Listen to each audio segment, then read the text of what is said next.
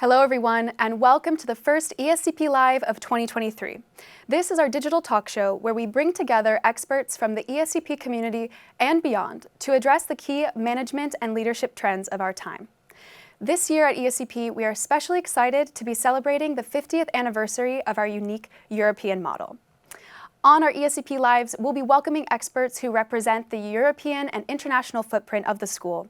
And throughout the year, we'll be addressing topics through the European prism of the business ecosystem here. Through ESCP Live, our goal is to bring to life the kinds of conversations and debates we are having all year round at ESCP and on The Choice. So, without further ado, let's dive into today's topic.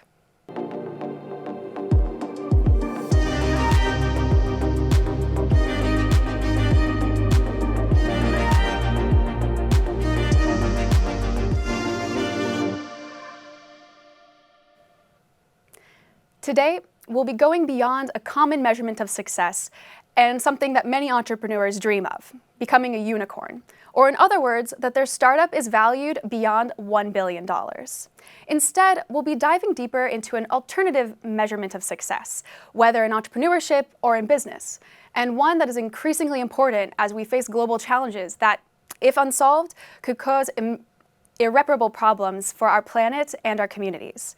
We're talking about measuring success via impact. To address this topic, I am delighted to have here in our studio in Paris two experts from the ESCP community. We have with us from ESCP's Turin campus, Professor of Innovation and Entrepreneurship, Alisa Sydow, who is herself an entrepreneur, who founded Nampelka, a startup that supports a network of entrepreneurs, of female entrepreneurs in Africa and in Europe. We are also excited to have with us ESCP alumnus Arnaud Mourot, who is the VP of Changemaker Companies at Ashoka, the global network for social entrepreneurs, and also the founder of Play International, a global nonprofit that leverages sports for education and social change.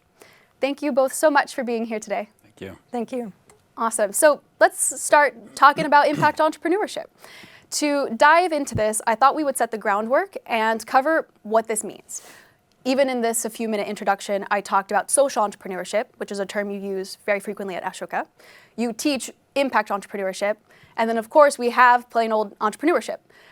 What, in your experiences, in your words, are the differences and the similarities between these different terms? Yes.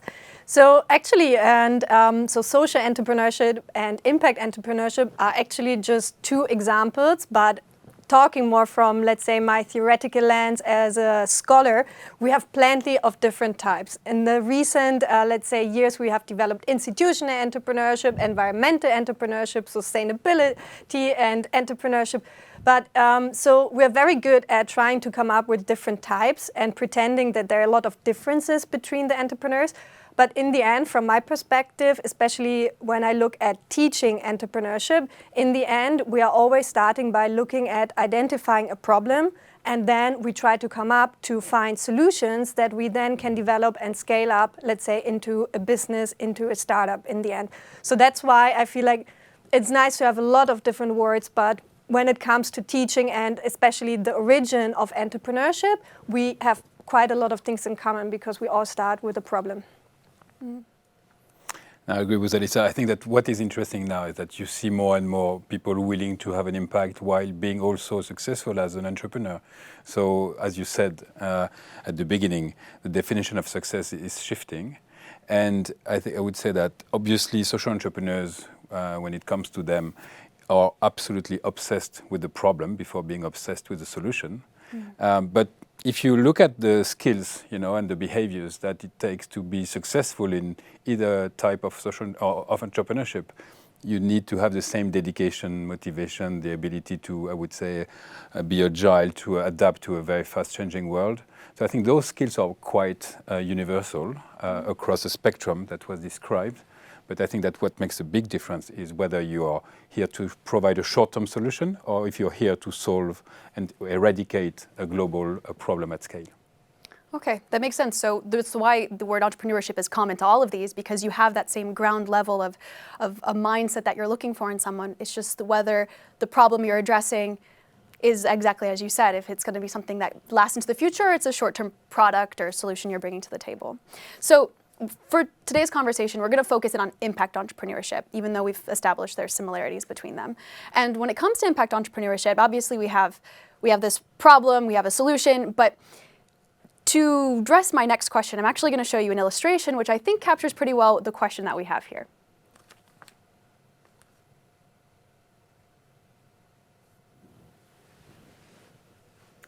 So perhaps they're at a carnival, a circus of some kind, and we have two onlookers. What are they doing? They're measuring the impact of their entrepreneurship, banging a mallet. So obviously when we talk about impact, we're not really talking about a physical impact like in this here carnival game. But from both of your experiences, whether that's in the field of entrepreneurship, given that you're both yourselves impact entrepreneurs, how do you measure success? I think it starts with, again, the problem that you want to solve and to what degree you are able to eradicate this problem or at least to contribute positively to it, right? So on the one hand, you need to deal with, let's say, the traditional, I would say, financial indicators. You need to be sustainable. You need to be able to have the right cash flows, to be able to grow your company, etc. But for entrepreneurs and social entrepreneurs, more importantly, you really want to see a decrease in the problem that you're solving. You want to see the number of people who have access suddenly to, I don't know, sanitation, water, health, or whatever.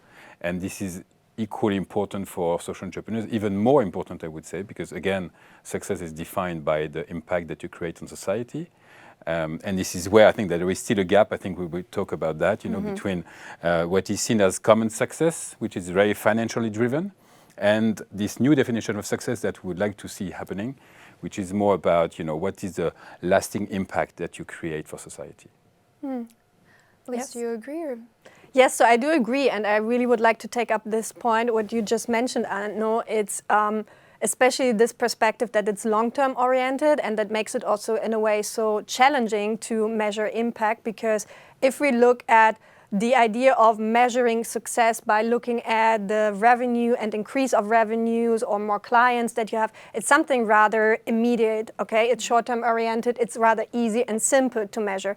When it comes to impact, it's so much more complex. And especially if I look at the African context where I have quite a lot of experience, in most of the cases when it comes to impact, sometimes it's very simple because it's about also the amount of training and education you have given to the employees, because usually you have a pool of people around you that are not employed, yes, but they are also not qualified. So one of the things you need to do is more this training and education part, and this is something where the impact, the, let's say, effect you can create to those employees, it's nothing that you can measure at day one. It's something you can measure on a longer term perspective. So there are different ways, but the difference is really, and the challenge is that it's long-term oriented. So to add on to this question, I want to go a little bit further, because these impact entrepreneurs are still navigating in an entrepreneurship ecosystem that has key performance indicators that remain very much financial. And I know at Ashoka, you're working with social entrepreneurs to help them grow their businesses. You're training impact entrepreneurs to help them do that. How do you help them navigate this world? How can they sort of sell the impact they're making, even when they're just getting started, to this audience that is looking for financial indicators? That's a $1 million question. And, but the good news is that we are starting to see the emergence of a, let's say, impact finance also ecosystem, where success is not just defined by, let's say, the financial performance only, but also the impact that you create on the ground. So the good news is that there is increasingly funds available for social entrepreneur. Still, you need to demonstrate that you are, I would say, effective in the impact that you're creating. So I would say it's even more difficult, I would say, for social entrepreneurs to demonstrate success, because you need to be financially sustainable and to reassure your investors, but you also need to create impact. So you have, I would say, the double, problems to manage. And again, I think that this is really a matter of demonstrating your true impact, the true effect. And this is what Alisa said, it takes time. Impact is really a long-term assessment of your activities. So I think that we need to shift and to help shift a bit the narrative around short-term success in order to really look at, what would happen if you're not addressing the issue. We would be in an even deeper problem, right? So I think that we need to reincept this long-term thinking, which is absolutely critical for social entrepreneurs. And I think it's also kind of connecting what you said before, that usually if we think about social and or impact entrepreneurs, they are really obsessed with the problem. So they're really passionate and dedicated to find a solution to this problem, which actually helps them then to balance, to come up and continue with the impact they want to create, while at the same time, let's say, also going into the profit orientation. Because otherwise, what usually happens, and we call it mission drift, that in the end, what can happen is that by entering some investors on board, that you might get kind of step by step shifting away from the initial starting point, because sometimes it's just easier looking just at the economic objectives. But it's so much more challenging than to keep them both at the same time alive. And you can just keep them alive if you're really obsessed with the problem at a starting point. When we spoke earlier in preparing for this topic, you mentioned that impact entrepreneurs have a certain mindset. And it sounds like when you're juggling these two realms, that mindset has to be really anchored in who you are so that you stay the right course. I was wondering if you could talk a little bit more about that. How can, when they are confronted with this, make sure that they don't move into that other side and to stay on the path that they're started on? You want to go first? It's not an easy question. So no, it's not an easy one, but I can try. I think that it depends a lot also on the type of partners that you're working with. If your investors basically are short-term oriented, forget it. I think you will never be able to fulfill your mission and to please your investors. So I think that finding the right investors who are patient, capitalists, are willing to really, I would say, have the same success and share the success the same way you define it is absolutely critical. But that means that basically when you drive your organization, you are constantly looking at two dashboards, right? You are looking at the financial sustainability, you are looking at the impact. And sometimes it's difficult because, again, if you don't have the right investors, quite soon, if they start seeing that you're successful, they want to come back to the, let's say, traditional way of measuring success, which is basically what's the value of your company as a multiple of your EBITDA. And you would like this to be actually a multiple of your impact. So there is, I think, sometimes this trade-off between the two things that is difficult to manage. And again, I think that the best thing is really to start from day one with the right people, sharing the same vision, being able to provide this patient capital. Just to add on to that real quick before I'll let you as well respond, Alisa, that reminds me of something I spoke with for our podcast, Her Voice, with Caroline Lameau-Dupont, who is herself running a financial services company that she co-founded.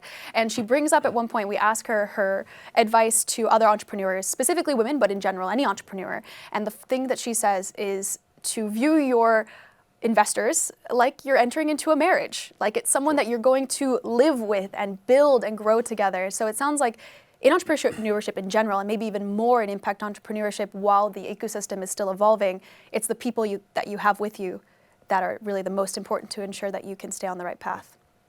Did you have anything you wanted to add to that? Yes, and actually just the example that you just mentioned, Emily, by saying that in the end it's kind of similar to a marriage. What I wanted to add to this conversation now is that for me, it's also going kind of even one step kind of really at the origin, because when we look at which opportunity and or which problem you identify, looking also at theory, we know that it's driven by who you are. And this is also connected to the mindset. So it's definitely driven and shaped by who you are as a person, as an identity. And of course, only if you kind of really fit within this opportunity is fitting to my identity and personality, then in the end it helps you to keep with this identity. And this in the end helps you also to find the right marriage, so finding the right investors. But it's really this origin that you need to find this kind of, let's say, fit, which is not easy and challenging. And that's also why we have like a lot of failings in between, because it's part of the game. You might not know it, and identity is also changing, so that's part of the game. It sounds like it comes a lot down to values. And we say, like, living in this volatile, uncertain world, sometimes it's very difficult to make decisions, but if you're constantly making those decisions around your values and those are anchored in who you are, then you can create that path. So that really speaks to a lot of conversations we have on the choice with leaders and how they're making decisions in uncertainty today. And finding, I would say, investors who are incentivized the same way you are. Because, for instance, if you think of the insurance industry, very often this industry has the same long-term orientation. They are here to avoid a number of costs, that would happen if you don't fix the problem. So then suddenly, you invest in yourself, you are really based on the same, let's say, term in terms of creating impact. And if you succeed, you will lower, I would say, the invoice for them down the road. So I think that it's really important for social entrepreneurs or impact entrepreneurs to really reflect who has an interest and financial interest in what I'm doing. And there is always someone. And this is where sometimes social or impact entrepreneurs need to broaden the scope. They should not go to the, let's say, traditional VCs of this world, but maybe think about, governments or, other types of fund providers who would be equally interested in your, I would say, impact success. So it sounds like impact entrepreneurs, they have the basic problems that any entrepreneur has. You have to get funding, you have to keep your business alive, grow, et cetera. Then you have some additional challenges that you both just mentioned.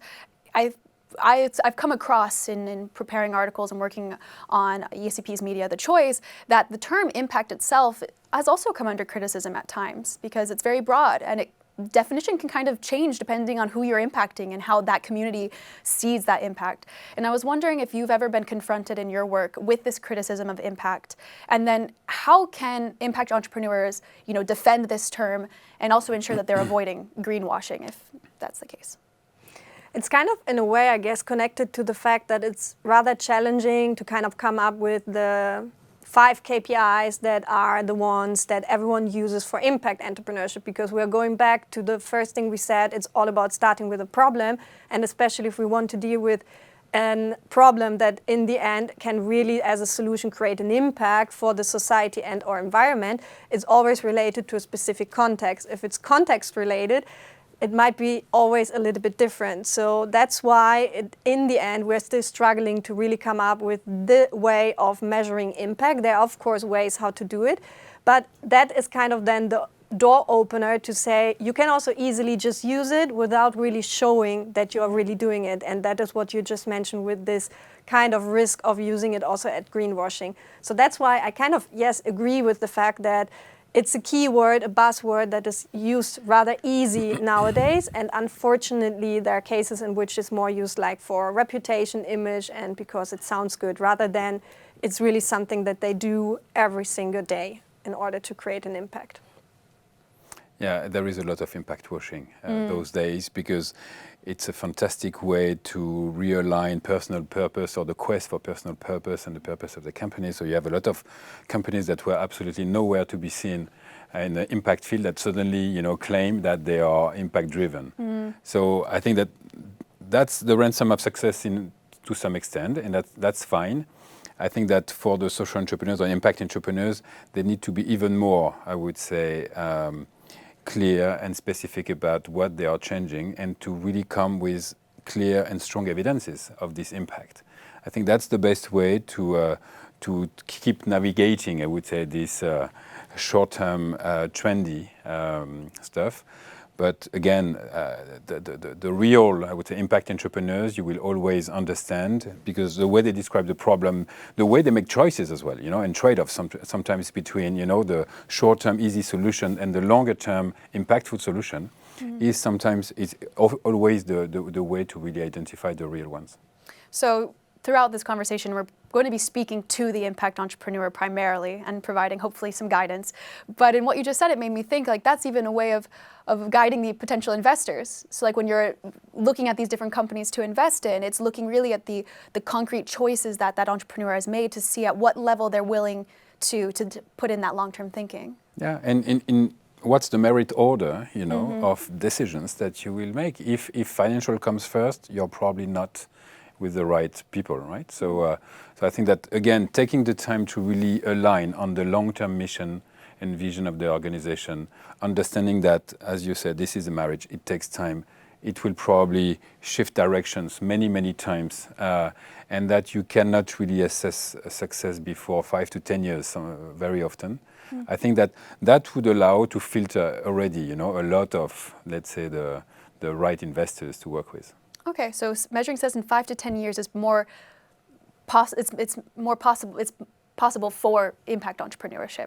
Whereas when we're looking at when we're looking at entrepreneurship in the common use of the term, we're looking at a much shorter. Like, what would you say they're usually looking at in terms of time frame? 3 to 5 years probably. And again, the way success is measured is a multiple of your EBITDA very often. Yep.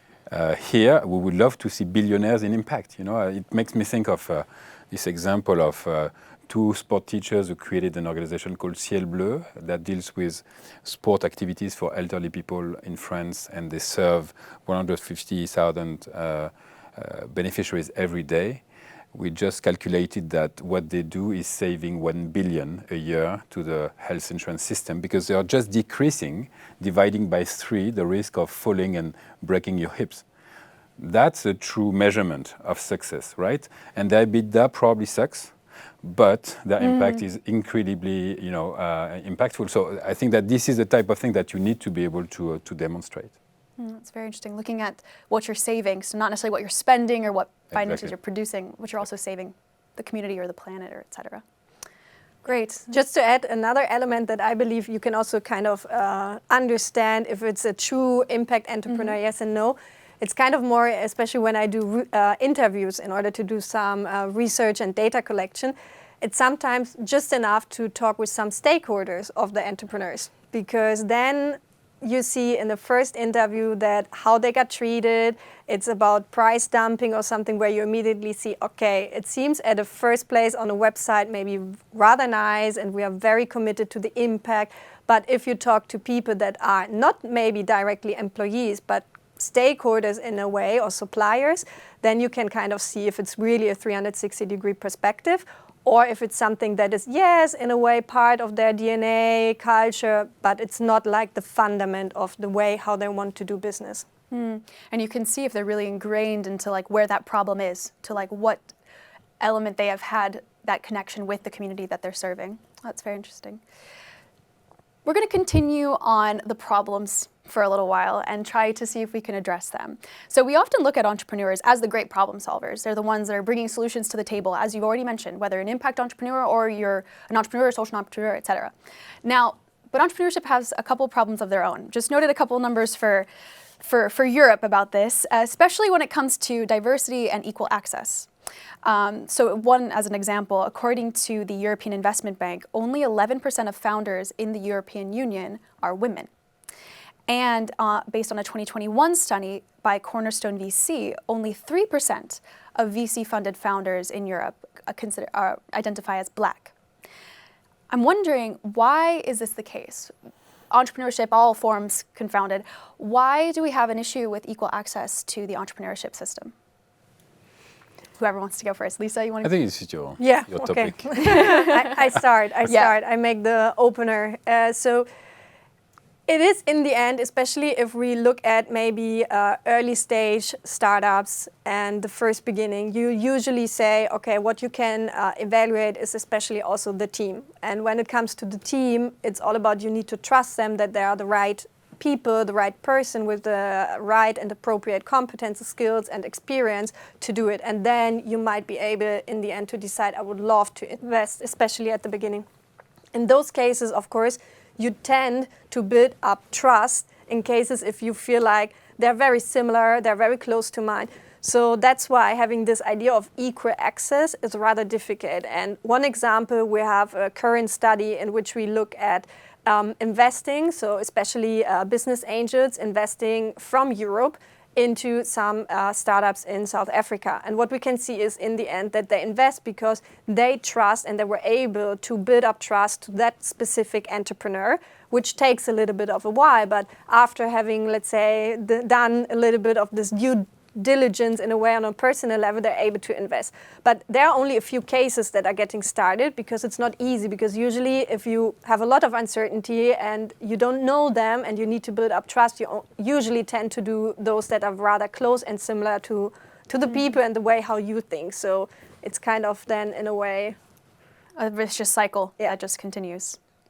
Yeah, would you like to add anything to that? Yes, it makes me think of microcredit. I think it's interesting because microcredit many years or many decades ago was really something that on paper could not work. Why would you give little sums of funding or money to women? And everyone was thinking that when Mohamed Yunus came up with this idea in Bangladesh, it was totally crazy, right? Actually, he just demonstrated that if you can really create these trust mechanisms, if you can really make sure that the people who need the money get it, then the likelihood that you will get your money back is incredibly increasing, because you're basically betting on the trust and not just betting on some sort of skill set that you think, the entrepreneur should have. And I think that this is really also demonstrating that very often, this is a lack of understanding and knowledge that prevents investors to give the right amount of funding to the right people. And I think that here, when it comes back to the impact entrepreneurs, we need to make sure that investors are equally, I would say, specialized in understanding the problems. Otherwise, they will keep looking at the problems with the same lenses, and it will not really shift the way they invest, right? So I think that there is here the necessity to really trust those who understand the problem at the first place.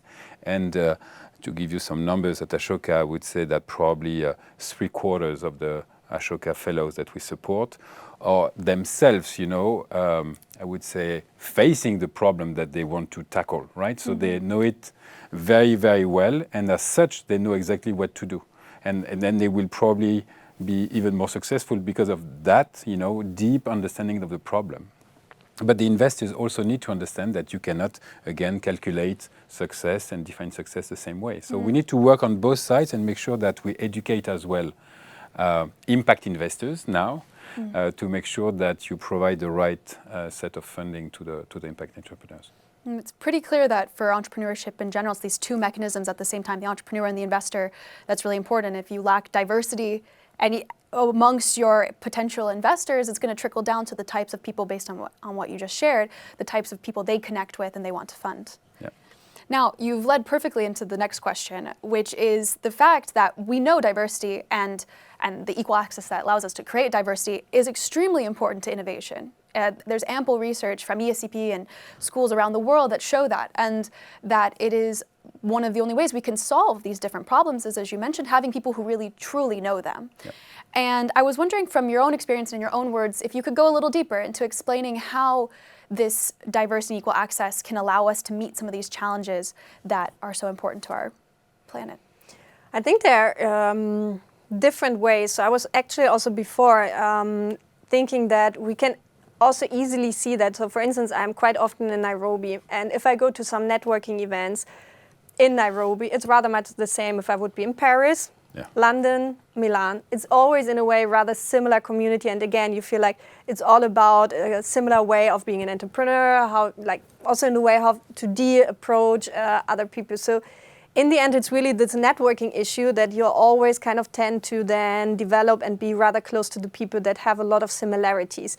And so in order to understand, as a first thing that I thought how we could overcome this is also this, we can start, and I'm kind of a fan of it, always thinking about it's a big thing, how we can change. I'm thinking about how can I at an individual level change. And I think a first change could be that you really try to push yourself into networking events or somewhere areas, communities, where there are not people that are always similar, like-minded like you. So you're kind of getting more and more used to the fact of getting to know to other people that are maybe thinking in a completely different way. And so you're opening up and training yourself to be more open to it, which then, in case if you're in the role of an investor, maybe helps you to then evaluate also different projects and entrepreneurs in a more, let's say, strategic or, I don't know, open way. Yeah, what strikes me is that when you look at the impact entrepreneurship place, there is more money available than projects to be funded. So that speaks to the fact that we need to work on the supply side as well. We need to make sure that there are more and more people, daring to become impact entrepreneurs and to step up and take action.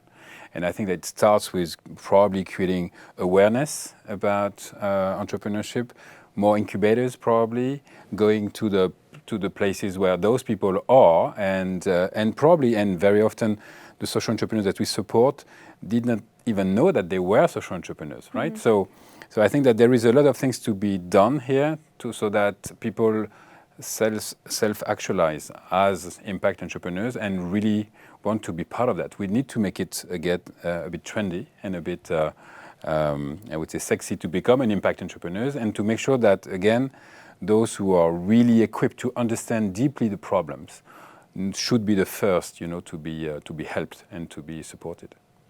But kind of connecting to what you were saying, I feel like there might be also kind of a mismatch between, usually we have a lot of highly qualified students, especially like teaching at ESCP. I meet a lot of them, but I also see that they have great skills in order to become an impact entrepreneur.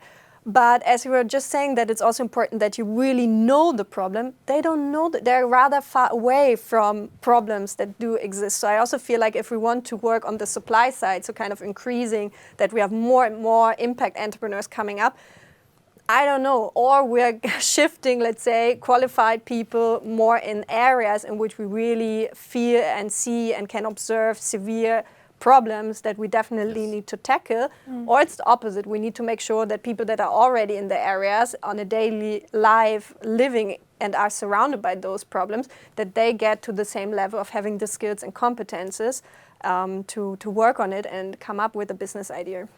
On that latter point, that's actually something that you both are also doing through the companies that you founded and are running on the side of your other positions. So Fred, Nampelka, could you share a little bit about how you are supporting and building this network between women entrepreneurs in Africa and in Europe? Yes, so the basic idea behind this is actually something really on my personal experience, and I'm pretty sure, Arnaud, you have something similar. So when I when I went for the first time to Nairobi and coming back, I was really kind of overwhelmed by this kind of difference in perception about friends and family here in Europe, about and what is perceived, how things and entrepreneurship is going on actually in Nairobi in Kenya.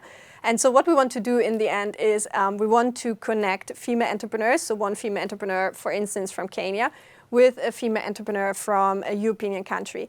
And they might not be from the same, let's say, business sector. They might have a lot of, let's say, differences in terms of culture, background, education, but they have one thing in common, and that is a challenge they're facing in their current startup, in their current business. And through this, let's say, unifying element, we really try to create a fruitful match, that they have complementary resources and experience, that by this exchange, they can be really enriching and helping both in the end to grow up their business and even personally.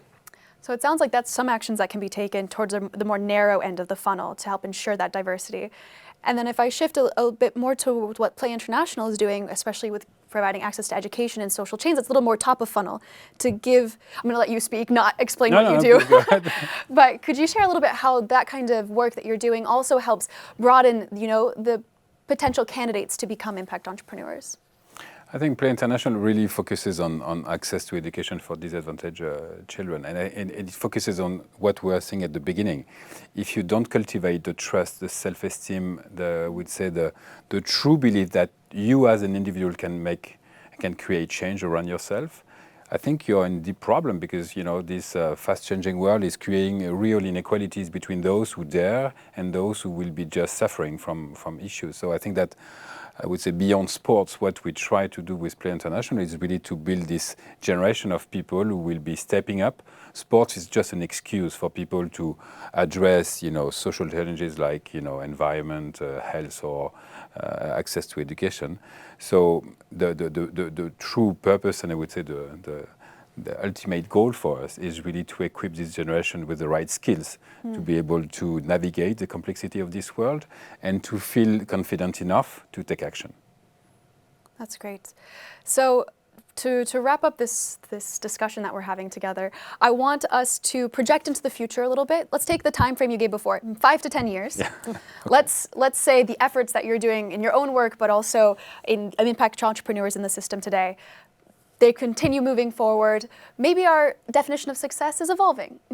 Where would you like to see, where do you expect to see impact entrepreneurship in 5 to 10 years in the future? I would love to not hear the word impact anymore because by default, when we talk about entrepreneurship, it is including the approach of impact, so that you cannot do any more business without having an impact. So my biggest wish would be really that we have even overcome the area of it's getting more mainstream to become an impact entrepreneur, even to the, let's say, ultimum level for me, that by default, every type of entrepreneurship, every type of business is driven by creating impact while making money.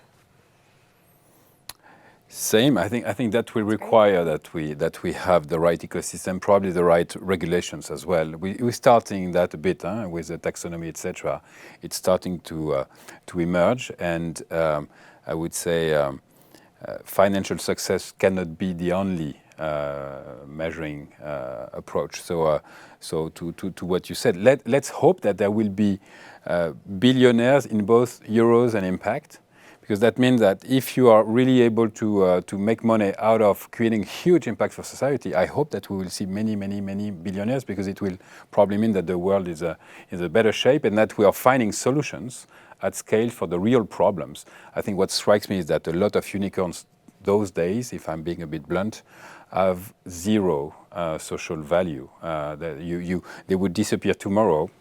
It would not change a lot of things, right? So let's make sure that the true unicorns are the ones that are truly addressing the global challenges first.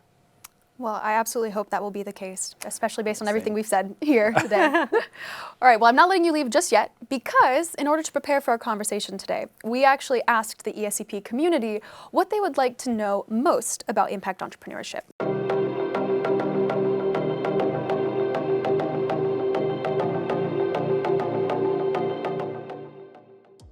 And I have a couple questions from them. And the first one is, we've talked a lot about the necessity of impact entrepreneurs to solve real problems. We've addressed that they're key in this movement that we need to address these problems, however small they are at the community level to at the global level.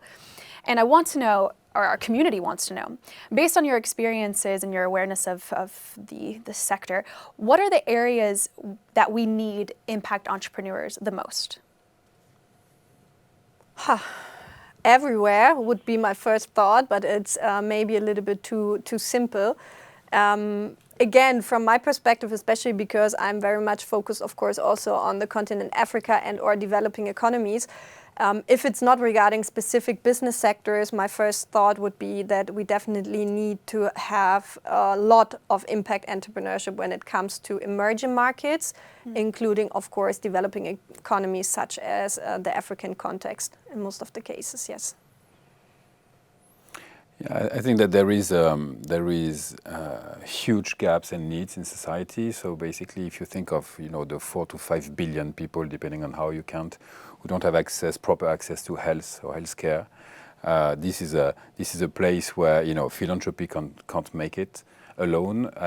The governments won't be able to solve that alone either. So you will need to have market-based approaches. The good thing is that combining that with technology, and that's the good news, I think, of the decade, probably, that this will allow to have to create much more access to a number of absolutely necessary services and products going forward. So access to healthcare, access to water and sanitation. There are many areas where things can happen. We see that the ecological transition is creating a lot of opportunities now, but I would say it's taken care of by the regular businesses. But I think that the areas that we just described are probably the next wave of big impact organizations can be created. Okay. Hope the audience has noted this. And for the last question, our community really was curious to get into the practical. We've talked about impact entrepreneurship. We've talked about a few ways that even on the individual level, you can get outside of your comfort zone, expand your awareness, and confront some of these problems. But let's dive just a smidgen deeper. So let's say, you're listening to this and you feel inspired, or you want to develop or get onto that impact entrepreneurship journey. What would be some of your first pieces of advice to get started? So my first advice, and it's kind of connecting to what we've discussed before when we were discussing about people connecting, networking. Once you have, let's say, you got familiar to a specific problem and you really observed it, you understood it from every, let's say, side of which you can actually look at it, because you really need to be obsessed with it. That means also it's kind of even worse than doing your PhD and doing research. You really need to understand every single detail. So if you have done this, and in order to get into action, my recommendation is also, in order to not feel alone and overwhelmed and with a lot of maybe barriers for yourself to get into action, I would get and try to get close to people that have similar passions and interests, that are at a similar level and or maybe a little bit more advanced, so that you can see that it's possible. Because I think after having understood the problem, the next step is really having the hope and the belief in yourself that you can do it. And this is definitely helpful if you have people around you that have similarities and or doing something similar than you have in mind. Okay, step one, find a problem, develop that, understand that problem 360 degrees, get really into the core of it, and then find other people who are as passionate or have similar challenges to you so that you can grow and learn from each other. Sounds about right? Yes. Arnaud, do you have any tips that you can share? I think yours is a fantastic one. It's really the beginning of everything. And linked to that, I think there are two things. One is let's involve the end beneficiaries in the design of your product or service. Too often we tend to project what we think they need, right? Let's go and ask, and co-design with them what they need. It will change a lot of things, I can tell you. The second is really a bit more inward focused. Ask yourself whether you are ready to take on this journey, because it will be a tough one. Success will not be the same like most of your colleagues, maybe building the next successful app. And you will go through, I would say, a very hectic and chaotic journey. So be ready to deal with that, with this ambiguity, anxiety sometimes. And I would say make sure that you are equipped and deeply convinced that this is the way for you. That's great. And it goes back to exactly what you said at the beginning. In being an impact entrepreneur, it becomes part of who you are, and you have to be definitely fully aware of that. Well, for me, that is a wrap. Thank you so much for coming here to our studio in Paris and spending this time with us and sharing your expertise. We really appreciate it. Thank you so much. Thank you. Great. And thank you so much to our entire team who makes these events possible, and to the audience. If you'd like to stay in touch with us and follow along in future conversations for ESCP Live, or continue to gather advice from our experts, you can subscribe to the Choice newsletter, and there's going to be a QR code on the screen, so you can do that, or you can head to thechoice.escp.eu for all of our latest advice. We have several articles, for example, on impact entrepreneurship, how to find your entrepreneurial idea, or even, relating to your last point, Alisa, how to create a community as an entrepreneur, which sounds like it's extremely important no matter what kind of entrepreneur you are. Thank you so much, and I hope you have a great day.